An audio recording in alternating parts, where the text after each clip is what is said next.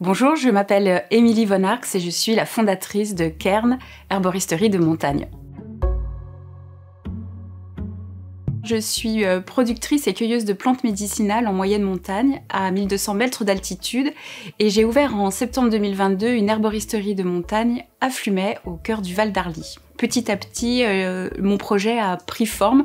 Je crois que c'est une petite graine qui était en moi depuis de nombreuses années. J'ai toujours aimé cueillir, marcher, être en lien avec la nature. Mais j'ai décidé en 2019 de passer le cap. Mon ancienne vie était plutôt derrière un ordinateur ou devant un vidéoprojecteur.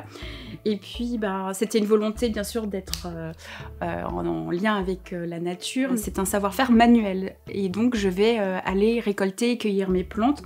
Ma serpette, elle me permet de cueillir le serpolet dans les alpages, ou sinon aussi l'achillée millefeuille, qui est une autre grande plante médicinale, qui ont des tiges très rugueuses et mes doigts ne suffisent pas, donc je m'aide de ma petite serpette. Alors, il y a énormément de variétés. Il faut savoir surtout que mon métier est très réglementé. D'abord parce que je ne peux pas vendre toutes les plantes médicinales. Certaines sont réservées aux pharmaciens d'officine.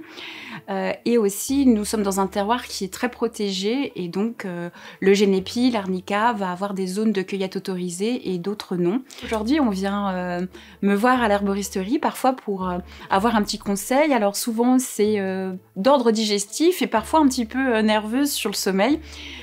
Et il y a une belle plante qui peut accompagner, alors même je vais vous parler un peu d'une synergie de plantes qui pourrait être de la mélisse avec un petit peu de matricaire et de la marjolaine. Et ce mélange de plantes vous permettra, je l'espère, de digérer en douceur et puis aussi de vous relaxer en fin de journée.